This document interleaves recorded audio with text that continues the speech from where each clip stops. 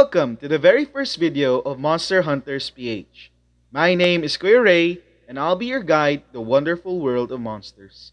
So get comfy and listen close as we delve into the story of the Pasatsat.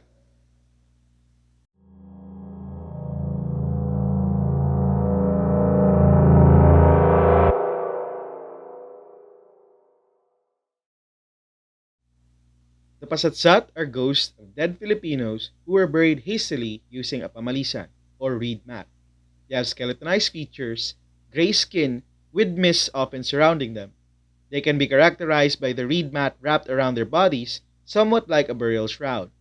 They occur randomly across many towns and municipalities that were terrorized by the once tyrannical rule of Japanese occupiers. They would often appear out of nowhere, intending to scare the living, and just as quickly disappear.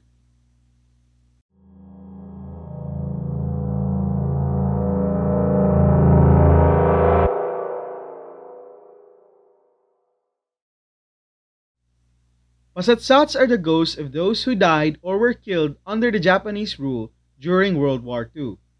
Poor townspeople of this war era could not afford to buy a coffin, so they used pamalisan to cover the dead. And because unscrupulous men at that time desecrate the graves to get gold, shirts, and other loot, most people were forced to bury their loved ones in places other than the cemetery. Now, this is probably where the tortured ghosts started to emerge. Pasatsats usually show their ghastly form to some random passerby on the street. In order to get rid of the ghost, the person who saw it will be required to stab the pamalisan covering the corpse. Mysteriously, though, this exposes not the actual human remains, but a noxious odor that will make anyone puke.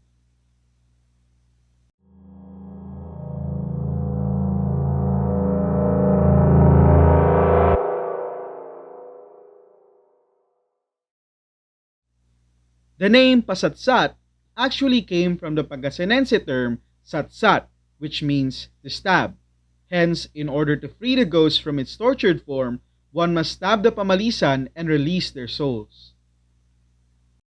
Warning: the story presented is purely imaginary. All names, characters, and incidents portrayed in this production are fictitious. No identification with actual persons, living or deceased, places, buildings, and products is intended or should be inferred. In the year 1960, after the liberation of the Philippines from the grasp of wicked and cruel colonizers, a young man who studied at Santo Tomas University in the city of Manila returned home. His name was Joven, and he hailed from the province of Pangasinan in a small town located in the municipality of San Jacinto. In the year 1960, after the liberation of the Philippines from the grasp of wicked and cruel colonizers, a young man who studied at Santo Tomas University in the city of Manila returned home. His name was Joven, and he hailed from the province of Pangasinan in a small town located in the municipality of San Jacinto. Being from a poor farming family, the large number of family members consisting of several aunts, uncles, and cousins, Joven had to consistently budget his money in order to further his studies to become a lawyer. His mother and father worked hard in the rice paddies to provide him with the financial aid he needed to be successful in life. And though Joven appreciated all that his mother and father provided for him, he still felt homesick, not being able to return home for months at a time due to needing the money for tuition fees and books. One day, a professor of Joven in the university noticed that the young man's grades had sunk in their previous exams. Taking pity on the college student, the professor asked the young man why his grades seemed to fail. When the young man replied that he missed his hometown, the professor gave him a few coins for travel, seeing as their semestral break was coming up.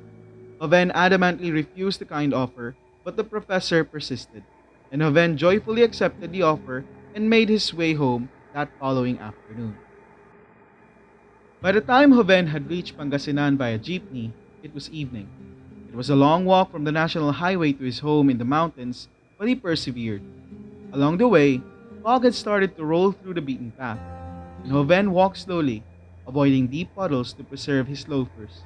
In front of him stood a dark shape obscured by the fog. It walked slowly toward him, shuffling its feet as if its body was binded. And in the cold light of the moon, Hoven froze with fear. In front of him stood the pasatsat, a monster told to him by his mother. He had always thought it was a myth told to keep him from playing outside at night, but Hoven now knew that the stories were true. Hoven fumbled through his pockets, seeking the small pocket knife he'd keep just in case he was robbed in the city. He unfolded the dainty blade and pointed it toward the creature. As soon as the creature saw the glint of steel, it ran toward the young man, intending to ram itself into him, and Hoven acted instinctively, shoving the blade into the pamalisan as his father once told him to do. The sound of ripping cloth made Hoven know that the blade found its way through, and in that instance, a green mist surrounded Hoven, and the stench was too much to bear. The acrid stench of decaying flesh made its way through Hoven's nostrils, and the young man fell to the ground, vomiting. It was daybreak when Hoven stood up from the ground, his loafers soaking in a puddle of murky brown water. But he stood, looked around, found nothing, then went home. The shivers still ran down his spine as he cursed his luck and the tragedies his people once suffered from times gone by. These ghosts not only haunt the living, but are also haunted by their deaths.